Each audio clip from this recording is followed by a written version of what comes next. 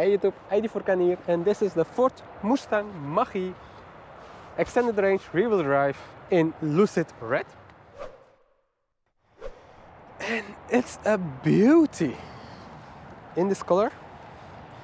Well, the rims are not that great. Well, visually it's not great, but for the ride comfort, etc., it's a great tire. At least the rubber is great.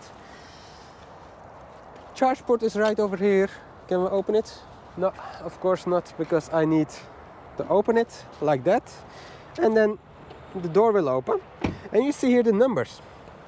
These are the entry code numbers you can enable, so you don't need a car key. For example, you give the code to your friend, it touches here inside, and then it opens. Great. But of course I have a key. It looks like this right there, and that's also fine. And then looking at the back, we have that Mustang look at the back, at least the tail lights. And yeah, what do we need to say more? Well, I can say that if you buy the Mustang Mach-E GT, there are some different bits about the car. You will get the rear diffuser here on the back. This gray part will be in carrossery color. You will get 20-inch wheels, some colors which are not available for this car. You will get LED lights on this side, and all-wheel drive and more power. But that's the GT. This is the rear-wheel drive extended range, and that is a big ass battery, and you feel it in the driving. It's heavy. You feel a bit more body roll because it's a bit more shocks in the suspension, and it's just dead wide in the car. But it's not a bad thing. When it goes, when you drive, when you accelerate, you don't feel a single bit of the weight. And it's fun. I mean, it's really fun. But that's about the car. Shall we look around a bit more? Well, if I start the car, we may see the lights of it. Unlock. No, that are the blinkers, and this is your daylight running light time. Right there. Let me open it again. Nice. Looking at the ChargePort, it's on the left front. If it would have been the left right, it could have charged at the Tesla charger without the issue, but yeah, still you need to charge at the wrong side of the charger. But let's look. Now it's open. Another horse. Your AC with CCS right there. Nice. And if you look from the side, yeah, it's extended by a big bit, but hopefully no one will walk beside it and break the cap off. Well, that was the ChargePort, and we have a logo here. You can see it on the door which kind of version this is. This is a Mach-E X. X means extended range. If it was a four-wheel drive, it will say E4X. And there will be an OBD logo right there. But it doesn't, so it's a rear-wheel drive. Now, what we have in the interior is a black seat, leather, a Bang & Olufsen audio system. Let me go inside. 2 screens, one behind the steering wheel, one 15.5-inch screen as infotainment. Your gear selector, parking brake, emergency lights, cup holders, wireless charging right there.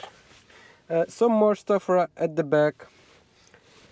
Dewey glove box. It's unlit, so that's sad.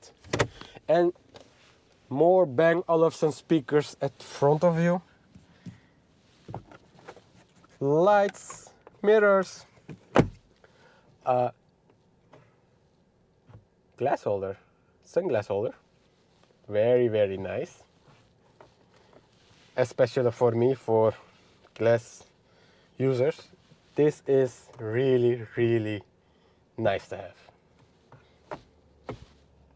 And with said that, we do also have more space here below. You can close it if you want. 12 volt here,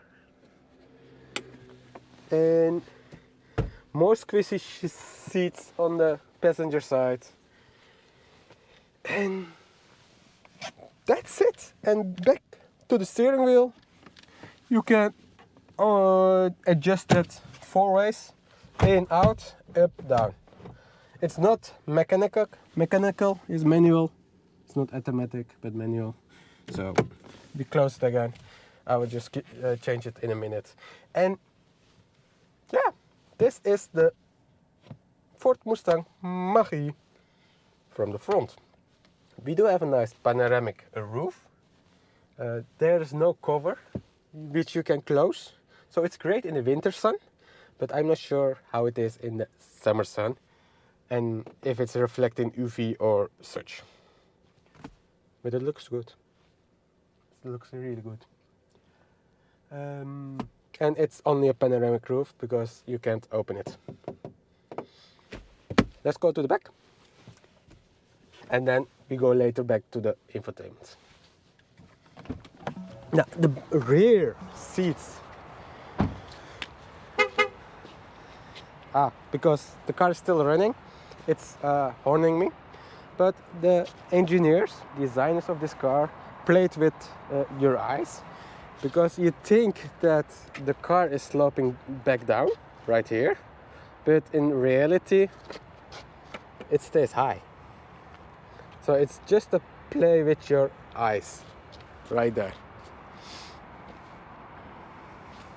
But let's go back. Again, you press the button, but you don't have any handles right here like here. You have only a button and it goes open. It's magic. Again. Nice. Now, same at the rear. Bang Olufsen speakers, door handle, window button, and then the same style rear seats. Squishy, right there, very soft, and your armrest is right there. No ski hatch. It doesn't have ski hatch, but I'm not sure if the other variants has a ski hatch, for your info. And more, it has a flat floor, USB-C and USB-A, depending on people what kind of cables they bring with them. No problem at all, we have them both. This is the view from the rear. Bam! Not bad, not high. I'm sitting a bit higher than my driver's seat, and from this side, let me check it out. It's close, but I'm just not touching it. But it's great. And the space at the front, I would say 10 centimeters, and I can sit very, very relaxed. So it's a pass for me. It has 2 ISOFIX, one on this side, one where I'm sitting. It doesn't have an ISOFIX at the front, so 2 only. And if people ask, will 3 fit? Don't know, you can try, but it has only 2 ISOFIX at the back. Now, let's check out the frunk and then trunk. For the frunk, I have a key which says if I press twice, the frunk will open, but because this is one of the first Mach-E's, the possibility for that is not there. If you order it now, the frunk latch will be able to open automatically, so you can just use your key or your phone. So I can press what I want, it's not working. So in this case I need to open it manually. No problem. It's the same like the old pull twice for the front hood. Again, the car is still on. And that's it. That's your frunk. You have your space right there. And like I said, because it can't open automatically or electronically, the divider is needed for this car. Don't worry, you can just remove it if you want. And this is should work if you're inside, but because this is not working, the divider is there. One party trick this car has is drainable, so if you put some ice in the frunk, you can have your own cooled box, and it won't make any mess because the water will just drip out of your frunk, which is great. And there is the hole. Now, also another horse right there.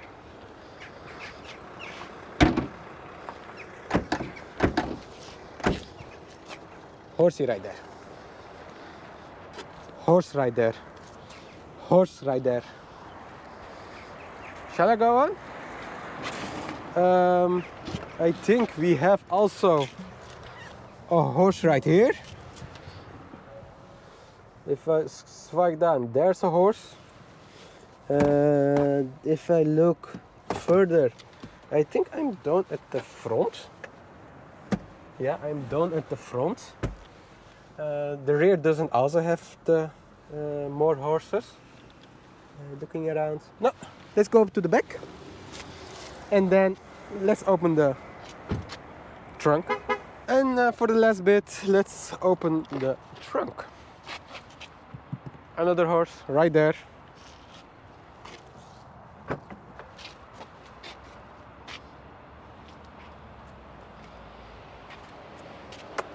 Nice cover if you want to hide your stuff. My stuff right there, let me hide it. And yeah, this is it basically. Air pump, home charger right here. Let me check it. Fourth home charger right there. Nice. Let me close it again. Pump right there. You can remove it if you want, so you can even have a bit more space. And 12 volt right here. Hooks everywhere. And of course, a horse. Yeah, the horse only. We have a horse here. Also a 12 volt subwoofer. And yeah.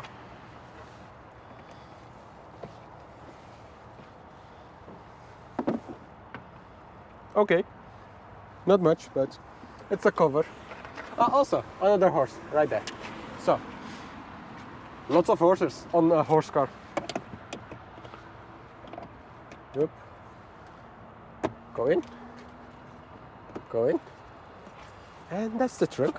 So let's go back inside and talk about the infotainment.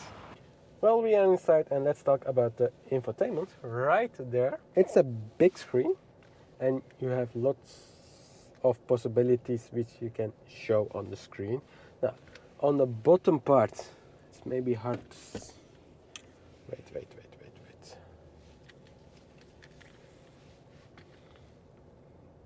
Oh. We are back inside and let's talk about the infotainment right over there. As you can see, it's a big screen with a volume knob on the screen. And let's go through it.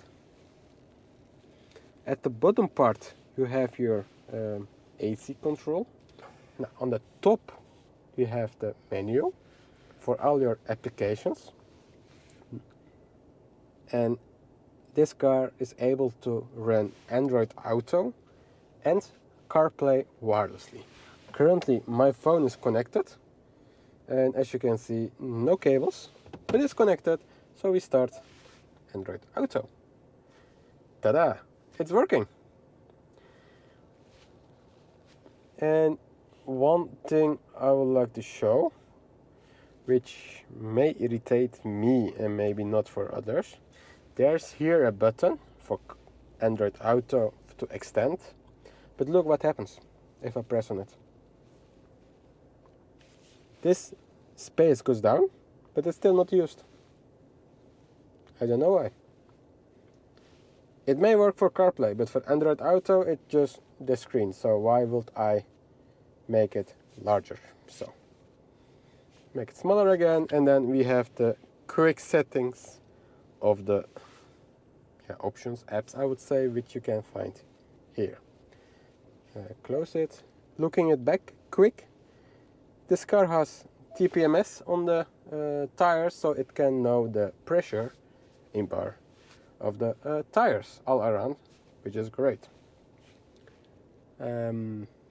Radio, DAB+, great. And talking about radio and music, the audio system, Bang & Olufsen, in this car, it's good. It's, wouldn't say crystal clear, but it's clear. The bass is great. You hear the deep tones, and it's good. It's good, but it's not on the top of my list, but it's good. Much better than ID.4, much better. So if you're buying this car and if you're deciding between the Mach-E and the ID.4 and you want to decide which audio is better, take this. Really, take this. And yeah, what we have more as setting wise is if we go to trips, which is maybe the most interesting bit of this car, is you can see the usage of the battery in this car. So currently we use 77% in driving, 15% in climate, 3% accessoires, don't know what, but hey, and 5% external temperature, don't know, no clue. But I need to say one thing which irritates me, and it has been said several times, I would say, is this number right here. Your average consumption, it's a whole number. So if this would be 23.6, it would show 24. And if this would be 24.4, it will still show 24. And that's a big range if you are thinking about calculating your possible range left. And because I just only drove 150 kilometers today in 4 hours and 30 minutes, I didn't run out of battery today because I got it full, which is good. But because it's full, I can't check out the... And because it was full and I only used 33%, 36%, I can't even charge the car properly, because that would take me another 3 to 4 hours driving in the Netherlands. And talking about charging, this car is capable of charging with 150 kilowatts, and this extended range can charge from 10 to 80% in 45 minutes. Thinking about the VLPT value of 610 kilometers, that is a lot in the summer range. I would say you will get easily 530 in the summer, easily. And in the winter you should get, if you're driving average and not driving like a racing driver every corner, you should get easily 400 in the winter, 350 in maybe winter temperature of freezing, -5 Celsius freezing temperatures. So 350, I would say, really easy doable. And I did a short consumption test, and the result of it was really okay, actually. It felt that this car is really economical, at least consumption friendly when driving. And that is a good thing, a really good thing. And just consider the size of this car. It's big, it's long, it's heavy, and still having a lower consumption than my car. Interesting, right? So let's talk further about the infotainment. This is your car options. These are your drive modes. Infotainment is a bit more wild. Active is okay, etc. Camera. It has a really good rear camera right there. And if we press at the front, please, we can see the front camera. And this car has a 360 camera, as you can see. Can I move? No. Can I go forwards? Yeah. But I can turn around. Just make it bigger. Or turn it around and have a more clearer view. But it's, to be honest, I parked it like this.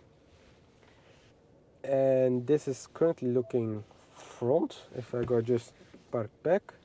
This is the rear view. And look, that screen. It's great. Also, because we are going rear, I don't hear it anymore, but we do have a, rear sound.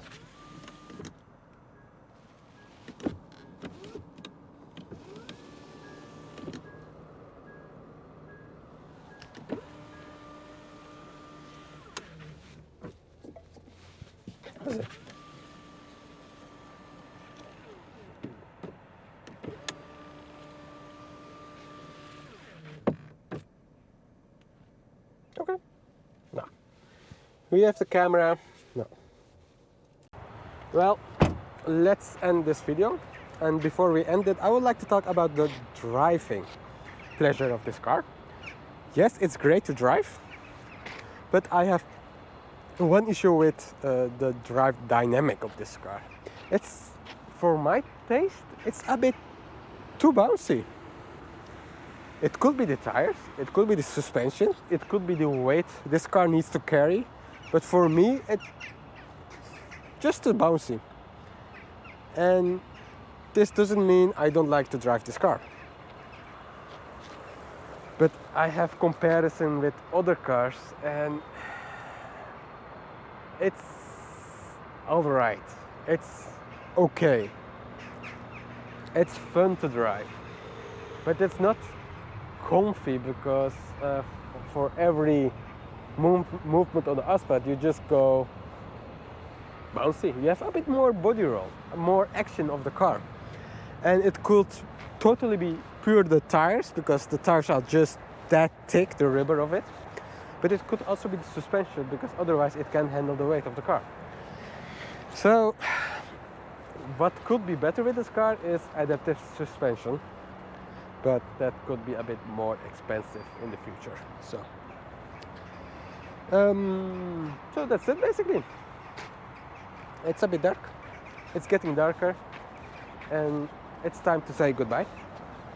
If you like this video, give it a thumbs up, subscribe here below, and then I will see you again in my next video. Later!